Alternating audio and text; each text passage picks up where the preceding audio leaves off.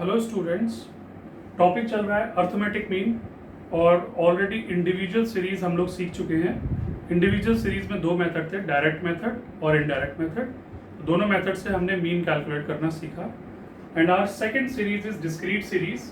Discrete series में हम mean calculate करेंगे तीन मेथड से। First is direct method, second one is indirect method, indirect method is also known as shortcut method, and third one is step deviation method. तो एक question ले लिया है मैंने यहाँ पर, आप देख सकते हैं following is the weekly wage earning of 19 workers. You can see wages in rupees written 10, 20, 30, 40 and 50 and number of workers are 4, 5, 3, 2, 5. Discrete series में डायरेक्ट मेथड का फॉर्मूला होता है x bar equals to sigma fx upon sigma f। अब यहाँ पर number of workers को हम sigma f frequency भी बोल सकते हैं, तो फ्रीक्वेंसी का जो सम रहेगा that will be known as sigma f। तो स्टार्ट करते हैं क्वेश्चन को। हाँ, one more thing, when two variables are given to you that series will be known as discrete series। तो यहाँ पर आप देख सकते हैं 19 वर्कर्स की वेजेस दे रखी है, वीकली वेजेस दे रखी है और we have to find their average wages. तो सबसे पहले wages in rupees and this variable is known as x, 10, 20, 30, 40 and 50. Next variable is number of workers, also known as frequency। तो हम इसको डिनोट कर लेते हैं F से। F means frequency। तो how many workers are there? 4, 5, 3, 2, 5। आप देखिए यहाँ पर वेजेस जो है वो कैटेगराइज है। 4 workers are getting rupees 10 per week, 5 workers are getting rupees 20 per week, 3 workers are getting 30, 2 workers are getting 40 rupees and 5 workers are getting 50 rupees. तो इस तरह से जो टोटल आपके वर्कर्स हैं that is known as sigma f, sum of the frequency that is 19। But इन 19 workers की total wages कितनी है उसके लिए हमको एक स्टेप और करना पड़ेगा, and that step is f will be multiplied by x, that is known as fx। आपकी जब फ्रीक्वेंसी को हम x से मल्टीप्लाई करेंगे तो आएगा fx। वैसे भी समझने वाली बात है कि रुपीज 10 4 वर्कर्स को मिल रहे हैं, तो टोटल अमाउंट हम कितना दे रहे हैं? टोटल अमाउंट हम दे रहे हैं 10 इंटू 4 दैट इज 40। ऐसे रुपीज 25 वर्कर्स को मिल रहे हैं, तो टोटल अमाउंट हम कितना दे रहे हैं? 100। देन 30 रुपीज 3 वर्कर्स को मिल रहे हैं तो 90 रुपीज, 40 रुपीज 2 वर्कर्स को मिल रहे हैं तो 80 और 50 रुपीज 5 वर्कर्स को मिल रहे हैं तो 250। इस तरह से आप देख सकते हैं कि टोटल 19 वर्कर्स को, तो इस तरह से आप देख सकते हैं कि टोटल 19 वर्कर्स को 560 रुपीज मिल रहे हैं। Now average find करना is very simple. We have to simply apply this formula, that is x bar equals to sigma fx upon sigma f, and here sigma fx is 560 upon sigma f is 19. So 560 will be divided by 19 and you will get your answer. तो discrete series में direct method से इस तरह से आप mean find करेंगे। So after learning direct method of discrete series, now it's time to learn indirect method of discrete series. You know indirect method is also known as shortcut method, and this is the formula of calculating mean by indirect method, that is x bar equals to a plus sigma fd upon sigma f। Same question मैंने ले लिया है। You can see wages in rupees that is denoted by x and number of workers that is denoted by frequency 10, 20, 30, 40 and 50, 4, 5, 3, 2 and 5। अगर आपको याद होगा जब हमने इंडिविजुअल सीरीज में इनडायरेक्ट मेथड से क्वेश्चन किया था तो हमने एज्यूम मीन किया था। सेम स्टेप हमको यहाँ पर भी लेना है। हम सबसे पहले मीन एज्यूम करेंगे and that will be known as deviation. सबसे पहले हम मीन एज्यूम करेंगे यहाँ पर बच्चे थोड़ा कंफ्यूज हो जाते हैं कि अभी now we have two variables, तो हम मीन एज्यूम किस में करें। तो उसके लिए मैं सबसे इजी वे आपको बताता हूँ, आप क्या कैलकुलेट कर रहे हैं। You are going to calculate your average wages, not average number of workers.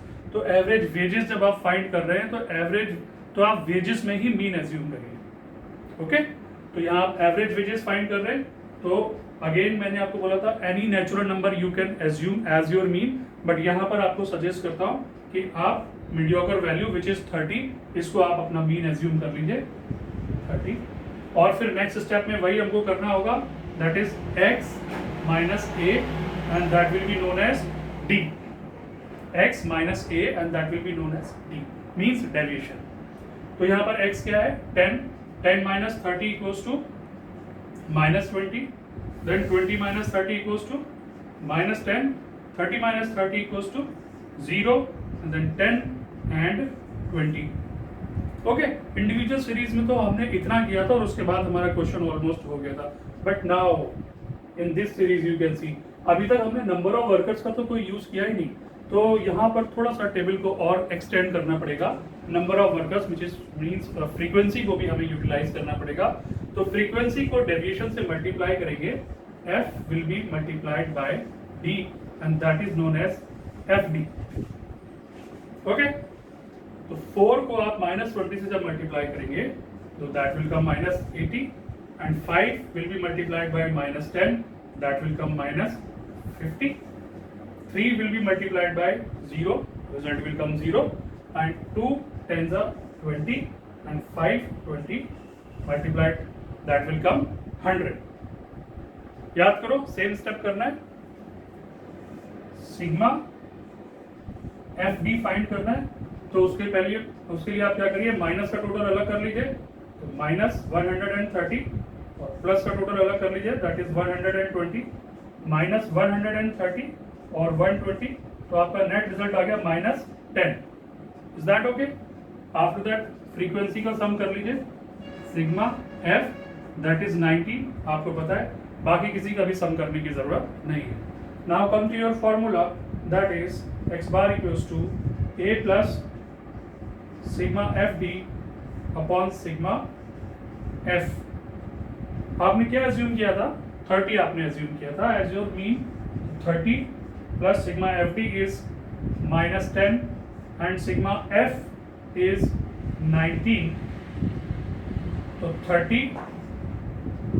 पहले आप क्या करेंगे, 10 को डिवाइड करिए 19 से।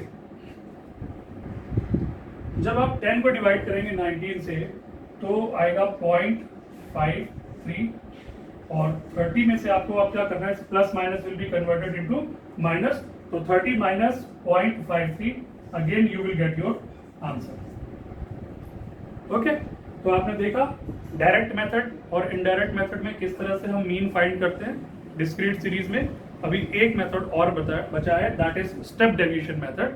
तो मैं आपको step deviation method same illustration की हेल्प से बताता हूं। Next method is step deviation method. Step deviation method कुछ नहीं है, शॉर्टकट मेथड का एक्सटेंशन है। बच्चों, जब आप देखोगे कि डेविएशन में कुछ कॉमन फैक्टर होगा, अब आपके मन में ये क्वेश्चन आता है कि what is this common factor. Common factor means common difference.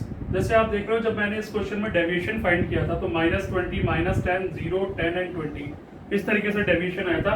आप देख रहे हो कि 10 का जो डिफरेंस है दैट इज कॉमन, तो यहाँ पर कॉमन फैक्टर जो है वो 10 है।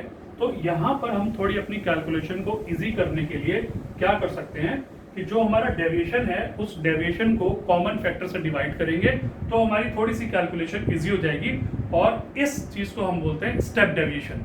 मींस स्टेप डेविएशन फाइंड करने के लिए हमको क्या करना पड़ेगा, x minus a which is known as t upon c। तो आप देखिए कि यहाँ पर आपका जो डेविएशन है माइनस 20 है, माइनस 20 को जब आप c कॉमन फैक्टर आपने यहाँ पर लिया है 10 से जब आप डिवाइड करेंगे तो ये कितना आ जाएगा -2। So here your step deviation will come -2। Next step में देखिए -10 को जब हम 10 से डिवाइड करेंगे तो it will come -1, 0 will come 0, then 10 upon 10 करेंगे तो इट विल कम इन +1 और ये आ जाएगा +2। और उसके बाद नेक्स्ट स्टेप सेम है बच्चों, फ्रीक्वेंसी से हमको स्टेप डेविएशन को मल्टीप्लाई करना है।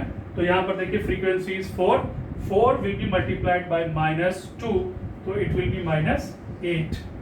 5 will be multiplied by -1 so it will be -5 and 3 will be multiplied by 0 result will come 0 and 2 ones are 2 and 5 twos are 10।